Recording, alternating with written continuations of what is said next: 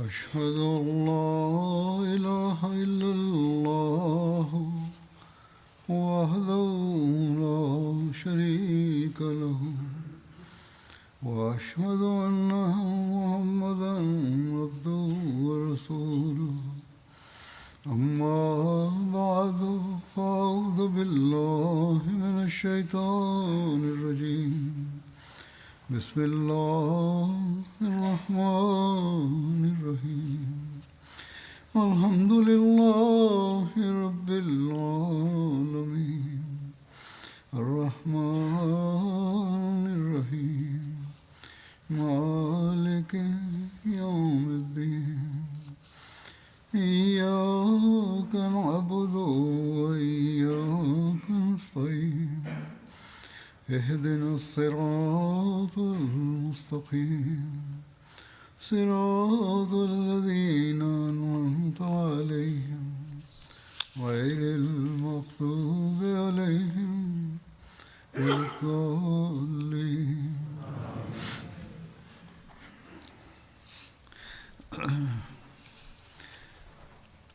बनु नज़ीर के साथ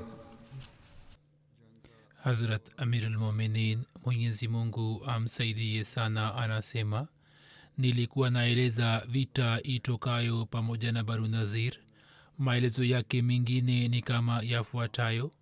Kuhusu hiyo, Hatmiza Bashir Ahmad Saheb ameandika katika Sirat Khataman Nabiyin ya kwamba Mtume mtukufu sallallahu alaihi wasallam alipoelekea upande wa ngome moja ya Banu Nazir, yeye nyuma yake akamteua Ibne Maktum kama imamu wa swala katika Madina, na mwenyewe pamoja na kundi moja la maswahaba akitoka Madina akazingira makazi ya Banu Nazir. Na Banu Nazir kwa mujibu wa desturi ya vita ya zama ile wakajifungia kwenye ngome. Aghlabu wakati ule ule Abdullah bin Ubay bin Sulul na wanafiki wengine wa Madina wakawatumia viongozi wa Banu Nazir ujumbe huu ya kwamba nini msipate hofu ya Waislamu, sisi tutawasaidieni na tutapigana kwa niaba yenu. Lakini vita ilipoanza, kinyume cha matarajio ya Banu Nazir, wanafiki hawakuweza kusubutu kuja kwenye medani zidi ya Mtume sallallahu alaihi wasallam, wala Banu Quraiza wakapata ujasiri wa kujitokeza katika medani na kuwasaidia Banu Nazir zidi ya Waislamu.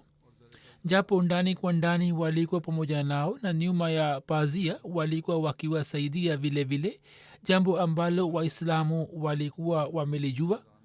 Kwa vyovyote vile, Banu Nazir hawakutoka kupigana na Waislamu katika medani wazi na wakajifungia kwenye ngome, lakini kwa kuwa ngome zao kwa mujibu wa zama zile zilikuwa madhubuti sana, hivyo walikuwa na utulivu na imani ya kwamba Waislamu hawataweza kuwazuru chochote, na mwishowe wakichoka tu wataondoka.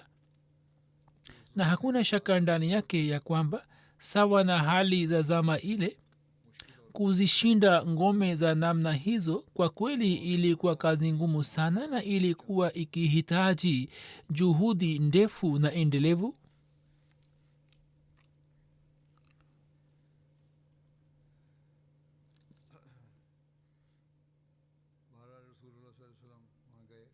Kwa vyovyote vile Mtume sallallahu alaihi wasallam alienda huko.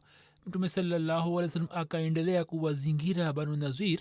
Zoezi hilo likaendelea kwa siku 6 na sawa na riwaya moja siku 15, na pia kuna kauli za siku 20 na 23 vile vile. Watu wanasema kwamba zilikuwa siku 20 au 23.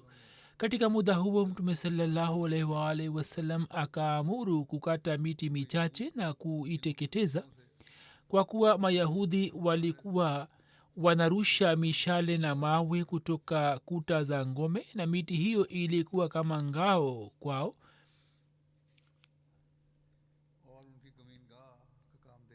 Na ilikuwa ikiwasaidia kama sehemu za kujificha. Hivyo Mtume sallallahu alaihi wasallam akawakabizi kina Abu Lala Mazni na Abdullah bin Salam jukumu hili la kuteketeza miti ile. hatua hiyo ilikuwa imechukuliwa ili kujilinda katika vita tu na sio kama kuharibu bustani, kwani katika islam kukata miti kumepigwa marufuku, na pia imeandikwa mbele ya kwamba abu lela mazni alikuwa anateketeza mitende yao ya ajwa na abdullah bin salam alikuwa anateketeza miti mingine ya tende. Lakini katika riwaya inapatikana hivi ya kwamba miti ya mitende iliyoteketezwa ilikuwa imeshachaka. maelezo yake nitaeleza hapo baadaye. Kwa vyote vile kile kilichoelezwa katika riwaya kinasema ya kwamba hata abu laila alisema ya kuwa miti hii ni hazina yao yenye thamani, na tukiunguza na kuiteketeza wao watapata huzuni sana, yaani mayahudi watahuzunika. abdullah bin salam akasema mwenyezi mungu atazifanya mali zao kuwa mali ya ghanima kwa ajili ya mtume. kutoka maneno hayo ya abdullah bin salam inazuhiri ya kwamba mitende ya ajwa iliyokuwa inatoa matunda haikuteketezwa na mingine ilikuwa imeteketezwa. yeye alisema kwamba ajwa ni mali bora, na akasema kwamba hiyo itamfaa mtume saa salam. mayahudi walipoona miti hiyo ikiungua motoni, wanawake wao wakaanza kupiga kelele na wakaanza kujipiga juu ya nyuso zao na wakaanza kupiga makelele. kisha mayahudi wakatuma ujumbe mara moja wakisema, e muhammad, wewe ni mwenye heshima na taazima sana, wewe ni mwenye kukataza kufanya ufisadi na unachukia kila aina ya ufisadi, sasa unafanya hivi. lakini kama ilivyoelezwa hapo juu kwamba miti hiyo ilikuwa ikiwasaidia kama sehemu za kujificha, hivyo ilikuwa muhimu kuondoa uficho huo, na kulikuwa na hikima ndani yake ya kwamba kwa haraka iwezekanavyo nguvu hiyo ifikie tamati ili isitokee mauaji mengine. na inaonekana kwamba chini ya ilham makhsus ya allah mtume alikuwa ametoa amri ya kuteketeza miti hiyo. hivyo mwenyezi mungu ametoa jibu la shutuma hii ya mayahudi kama hivi ya kwamba ma qatatum min linatin au taraktumuha qaimatan ala usuliha fabiiznillahi wale yukhzia lfasikin, mtende wowote mlio ukata au mlio uacha ukisimama kwa mizizi yake, basi ni kwa izni ya allah, na hiyo ilikuwa imefanywa ili kuwafedhehesha wavunjao sheria.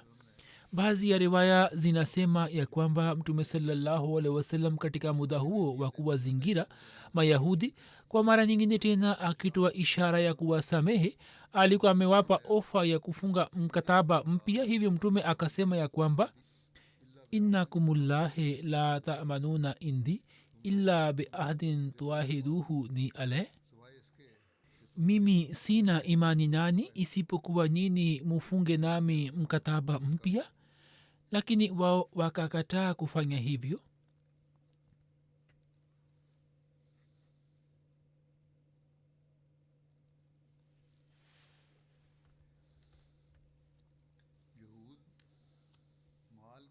mayahudi walikuwa na tamaa sana ya mali.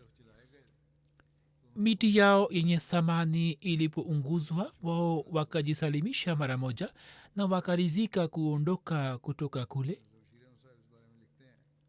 hatmirza bashir ahmad saheb anaandika hivi ya kwamba kwa siku kadhaa hapo juu nilikuwa nimeeleza habari ya kitabu kimoja cha sira, na sasa naweka mbele yenu kile alichoandika mirza bashir ahmad saheb. anasema kwa siku kadhaa waislamu waliendelea kuwazingira mayahudi bila natija yoyote, na siku kadhaa zilipopita juu yake na haikutoka natija yoyote, na banu nazir wakaendelea kupambana na waislamu. hapo mtume salallahu alaihi wasallam akatoa amri ya kwamba mitende ya banu nazir iliyokuwa nje ya ngome, baadhi ya miti ikatwe. miti hii iliyokatwa ilikuwa ya aina fulani ya lina ambayo ilikuwa tende ya chini na tunda lake kikawaida hailiwi na binadamu.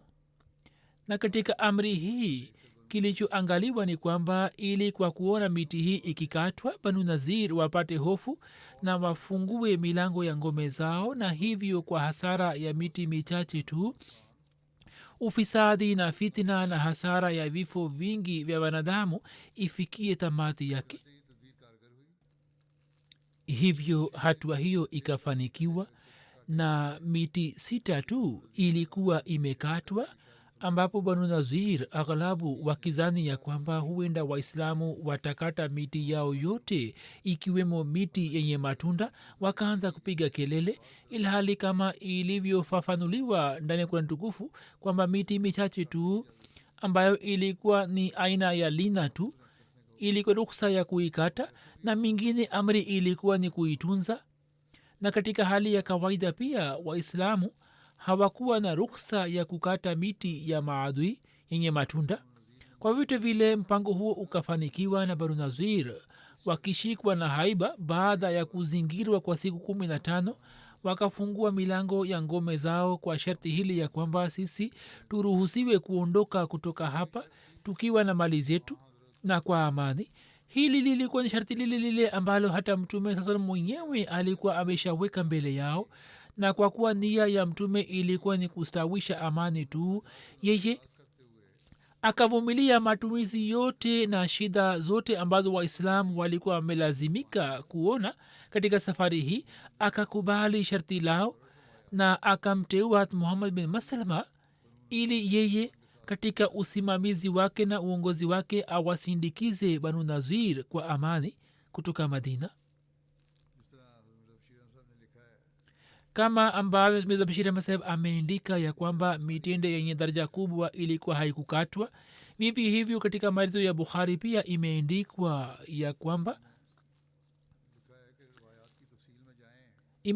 ya kwamba tukiingia katika maelezo ya riwaya, mitende iliyokuwa imeteketezwa haikuwa mitende yenye daraja, bali ilikuwa mitende ya kawaida sana ambayo kikawaida ilikuwa haitumiki kama chakula cha watu, na miti 6 tu ilikuwa imeteketezwa kama ilivyoelezwa katika Sir Khataman Nabiyyin.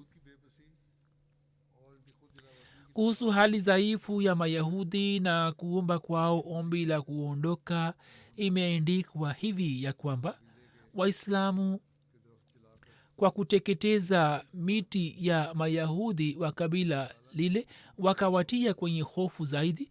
Mwenyezi Mungu akajaza haiba katika mioyo yao, na wao wakavunjika moyo na wakarizika kujisalimisha. Wao wakamtumia Mtume sallallahu alaihi wasallam ujumbe ya kwamba sisi tuko tayari kuondoka kutoka Madina, wewe utupatie nafasi ya kuondoka kwa amani. Mtume akakubali ombi lao na akatoa amri ya kwamba ondokeni kutoka Madina na nini mtasalimika tu.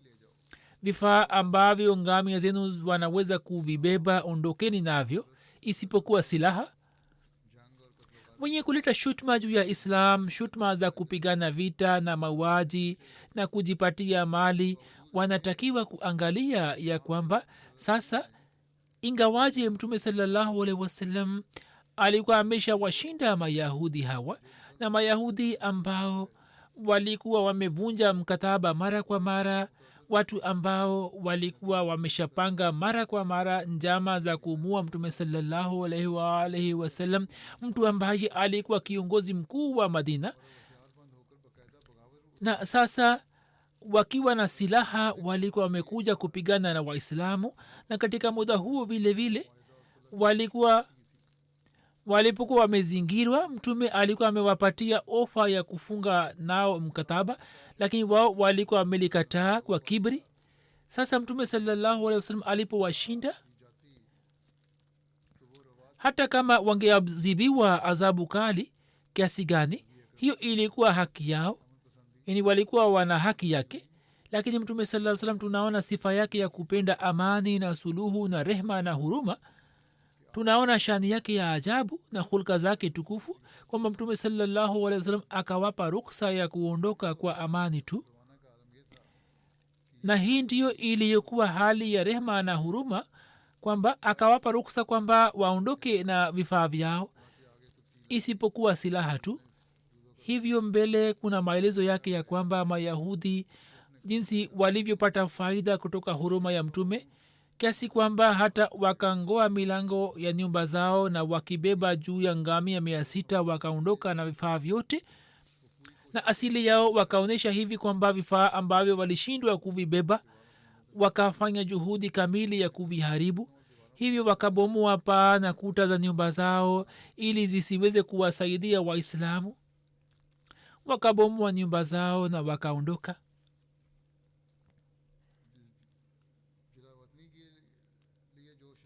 masharti yaliyokuwa yamewekwa katika kuondoka kwa banu nazir,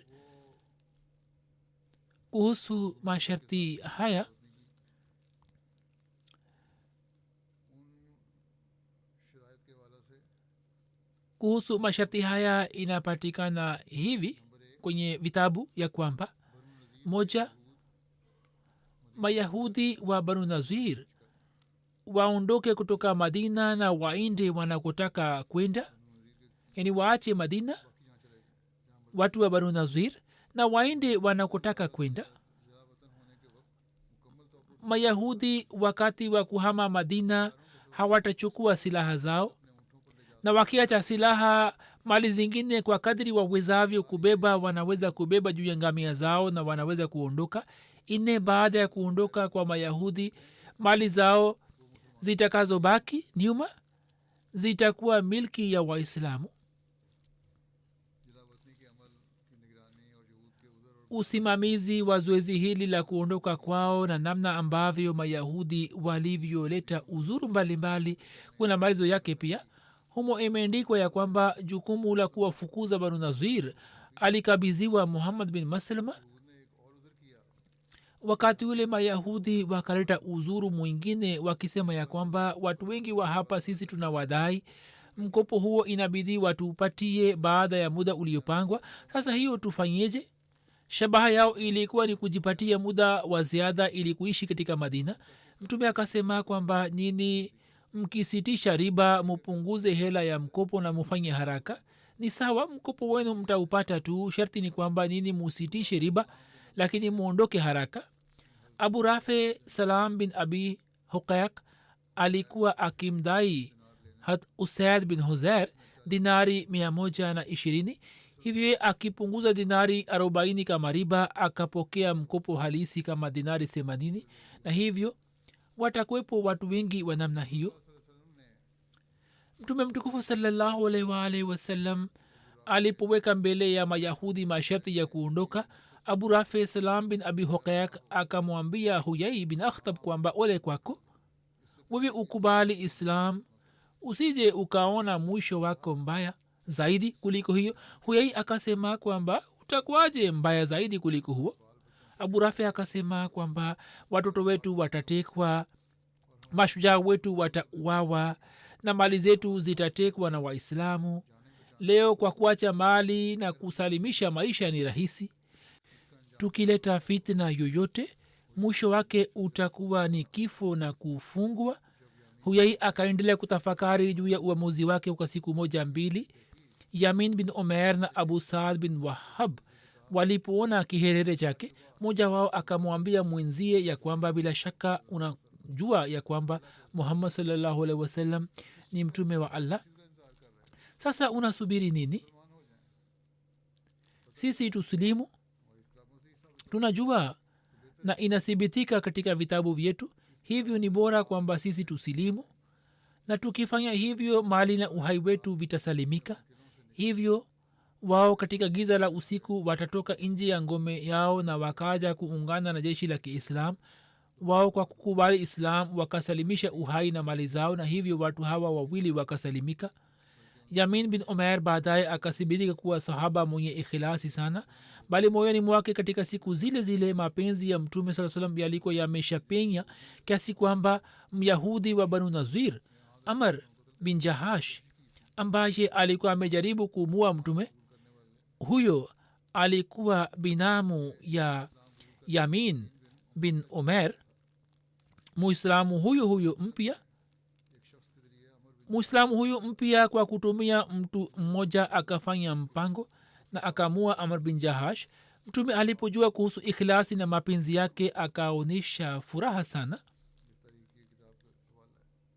Hiyo ni kumbukumbu moja ya kitabu cha historia. Kuhusu hali ya kuondoka kwa mayahudi imeandikwa ya kwamba mayahudi wakati wa kuondoka wakabeba pamoja na wanawake na watoto, na pia wakabeba mali zao ambazo ngamia wangeweza kuzibeba, na silaha tu wakaziacha. Kwa ujumla walikuwa na ngamia 600. Kila mtu akibomoa nyumba yake akaondoka na mbao zake kama milango na madirisha na kadhalika. Riwaya moja inasema ya kwamba wao wakavunja nguzo na paa za nyumba zao hadi milango ya nyumba na nguzo zao pia wakazingoa, yani wakaharibu kila kitu. Na katika ubaguzi na husda tu wakabomoa hata kuta za nyumba zao ili waislamu wasiweze kuishi kwenye nyumba zao. Baada ya kuondoka kwao, mayahudi walipowakalisha watoto wao na wanawake wao juu ya ngamia na vipando, na juu ya ngamia wengine wakaanza kubeba mizigo. Kutoka hali yao ilikuwa inaonekana kwamba wao hawana majuto au shida yote ya kuondoka, ila hali vifua vyao vilikuwa vimejaa moto. Walikuwa wanazihirisha kwamba wao hawana shida yote, na walikuwa wanazihirisha kwa watu kwamba sisi tunaondoka kutoka hapa kwa furaha tu. Watu hawa wakapita kutoka maeneo ya banu haris bin khazraj, kisha wakavuka maeneo ya jisr, kisha wakapita masoko ya madina munawara. Jisr pia ilikuwa soko moja la madina.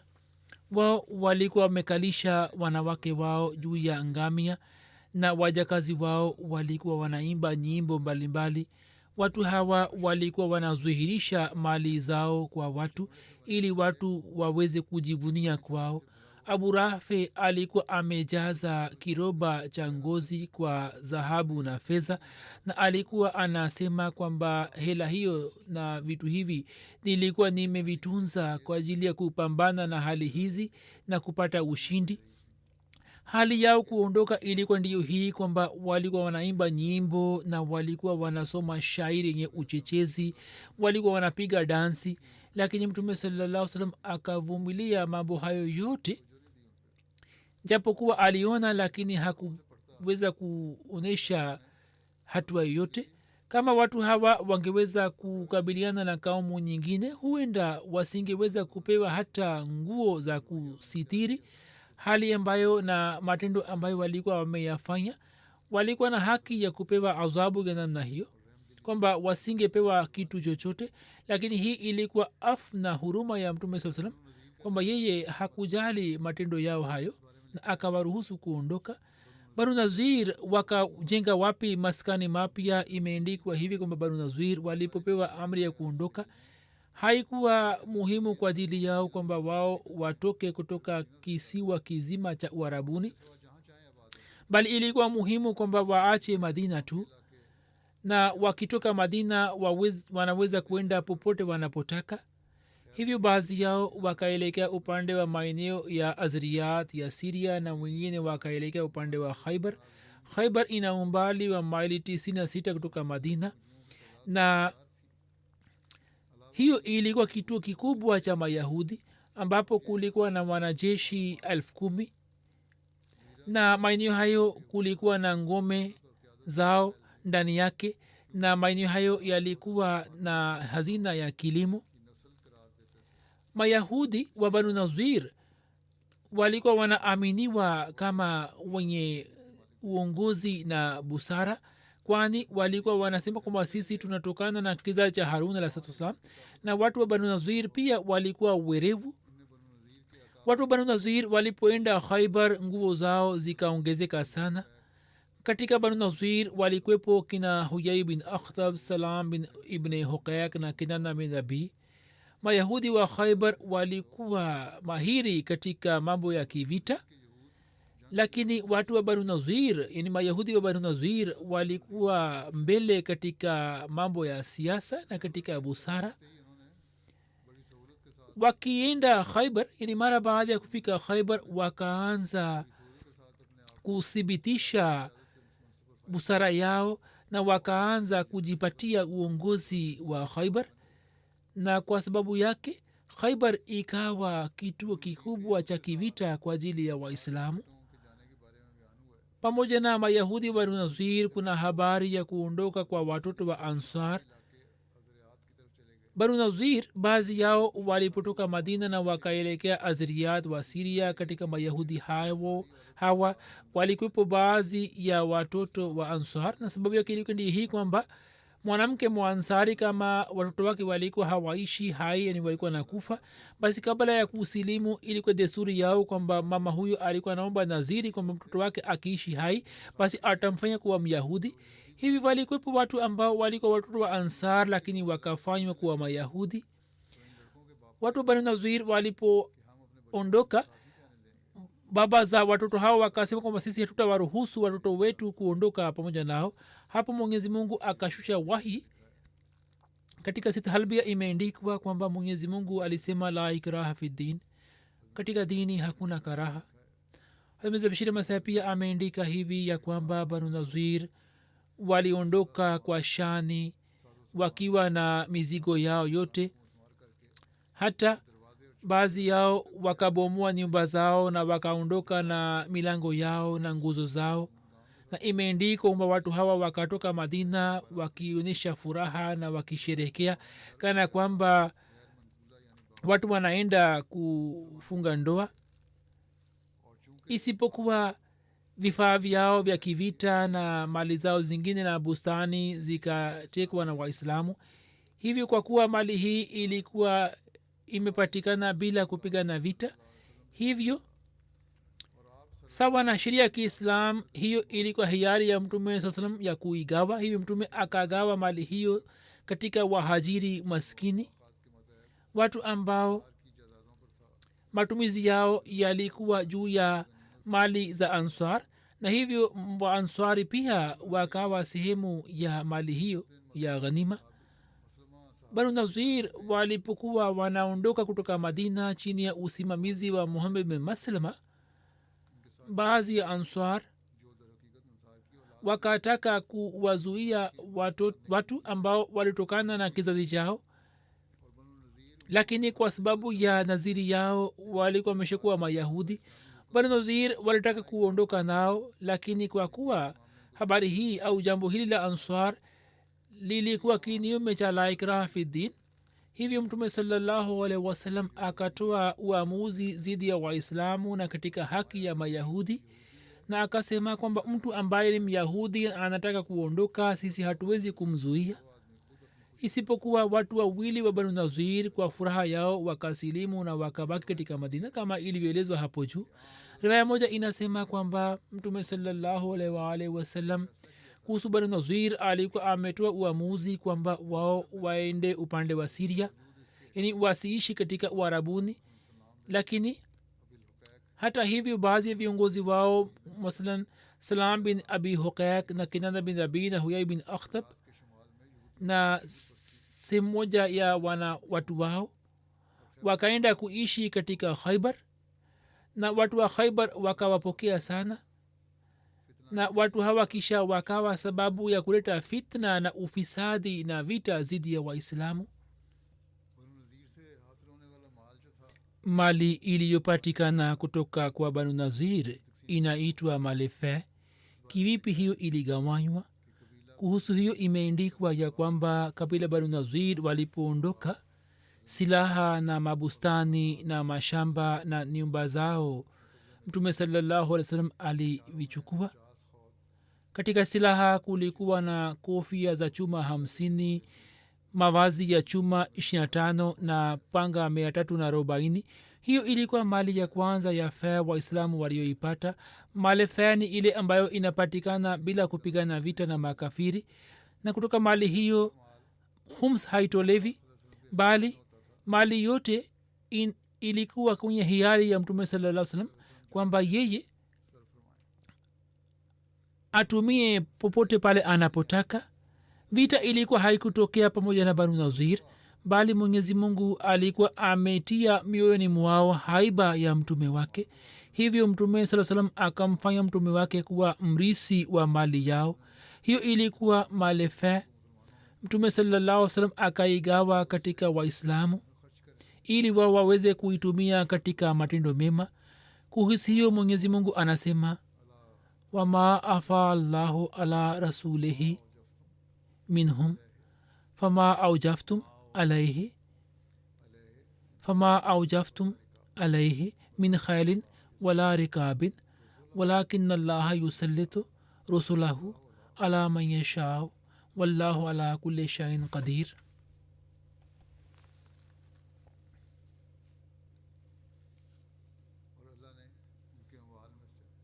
na mali aliyoileta allah kwa mtume wake kutoka kwao hamkuiendea kwa farasi wala kwa ngamia, lakini allah huwapa mamlaka mitume wake juu ya yeyote amtakaye, na allah ni mwenye uwezo juu ya kila kitu.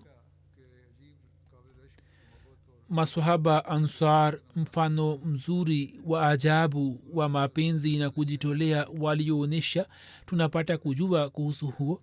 mtume salallahu alaihi wasallam wakati wa kugawa mali fe akamwambia sabit bin qais bin shimas kwamba uijumuishe kaumu yako mbele yangu. ye akasema ya rasulllah salallahu alaihi wasallam khazraj. mtume akasema kwamba uwaite maansar wote. hivyo ye akawaita aus na khazraj kwa ajili yake. mtume salallahu alaihi wasallam baada ya kumhimidia allah akieleza namna ambavyo maansar walikuwa wamewatendea wahajiri kwa wema, mtume salallahu alaihi wasallam akaeleza hayo yote na akasema kwa ansar kwamba mkitaka basi nigawe mali hii ya fe kati yenu na kati ya wahajiri. katika hali hiyo wahajiri wataendelea kuishi kwenye nyumba zenu na watabaki kama wamiliki wa mali zenu, na mkitaka basi mali hii ya fe nigawe kwa wahajiri. katika hali hiyo wao wataondoka kutoka nyumba hizi, yani mali ambayo ilikuwa imegawanywa baina yao na wahajiri walikuwa wanapata faida kutoka mali ya waanswar, hiyo itakwisha, kwani wao watapata mali yao. hapo saad bin ubada na saad bin muaz wakasema kwamba mali zetu zibaki kwao na mali zote za bani nazir pia ugawe kati ya ndugu zetu wahajiri. yale tuliwapatia yabaki kwao na mali ya bani nazir pia wapatiwe. wahajiri wakaanza waliposikia hayo wakaanza kusema kwamba razwina wasalimna ya rasulllah, ewe mtume wa allah, sisi tumefurahi na tumerizika na tumekubali. mtume salallahu salam kwa kuona jaziba hiyo ya kujitolea akaonyesha furaha sana na akasema allahumma arham al ansar wa abna al ansar, ewe allah uwarehemu ansar na juu ya watoto wao. mtume salallahu salam akagawa mali nyingi kati ya wahajiri na watu wawili tu wenye haja kutoka ansar wakapewa mali hiyo, ambao walikuwa sahal bin hunayf na abu dujana. ibne uyana anasema kwamba mimi nilimsikia zuhri akisema kwamba mtume salallahu alaihi wasallam kutoka mali ya banu nazir hakumpatia ansar yoyote isipokuwa abu dujana na sahal bin hunayf, kwani watu hawa walikuwa wenye haja, hivyo wakapatiwa sehemu yao. mtume salallahu alaihi wasallam akampatia saad bin muaz upanga wa abu huqaiq. upanga huu ulikuwa maarufu sana. mali iliyobaki mtume salallahu wasallam akaigawa kwa watu maskini na kiasi fulani akaweka kwa ajili yake, ambayo ilikuwa ni kwa ajili ya matumizi ya wake zake watukufu. riwaya moja inasema kwamba mtume salallahu alaihi wasallam mavuno ambayo yalikuwa yanatokea kutoka bustani hizi za banu nazir alikuwa anawapatia wake zake watukufu matumizi ya mwaka mzima, na mali iliyokuwa inabaki alikuwa anaitumia kwa ajili ya maandalizi ya jihadi. watu wenye haja na maskini pia walikuwa wanasaidiwa na mali hiyo hiyo. kulikuwa na bustani 7 za banu nazir na hat abu rafe alikuwa ameteuliwa kama msimamizi wa bustani hizi. majina ya bustani hizi yalikuwa kama hivi kwamba musab, safia, dalal, husna, burka, awaf na mashirba ume ibrahim. hapo habari za ghazwa banu nazir zimefikia tamati yake. siku za usoni inshallah nitaeleza vita zingine. mwendelee kuwaombea wanajumuia wa pakistan, mwendelee kufanya dua kwamba hali zao ziweze kuboreka. mwenyezi mungu alete amani na aboreshe hali za huko na awalinde wa ahmadia. pia mufanye dua kwa ajili ya hali ya waislamu kwa ujumla wa dunia nzima. watu hawa pia wakikubali imamu wazama waweze kujipatia heshima yao tena. katika dunia hali inaendelea kutokea ya kivita, hivyo mufanye dua kwa ajili yake. inaonekana kwamba vita lazima itatokea, dunia inaelekea upande wake, lakini mwenyezi mungu amsalimishe kila ahmadia na kila maasum kutoka shari yake.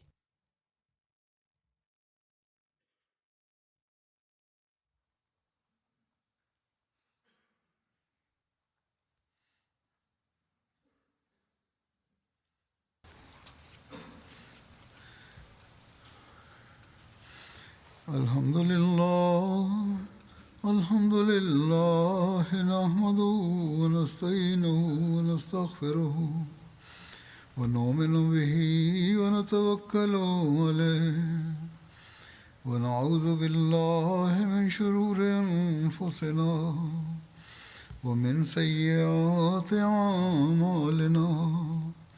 من يهده الله فلا مضل له ومن يضلل فلا هادي له. ونشهد أن لا إله إلا الله ونشهد أن محمدا عبده ورسوله. عباد الله رحمكم الله، إن الله يأمر بالعدل والإحسان وإيتاء ذي القربى وينهى عن الفحشاء والمنكر والبغي يعظكم لعلكم تذكرون. اذكروا الله يذكركم وادعوه يستجب لكم ولذكر الله أكبر.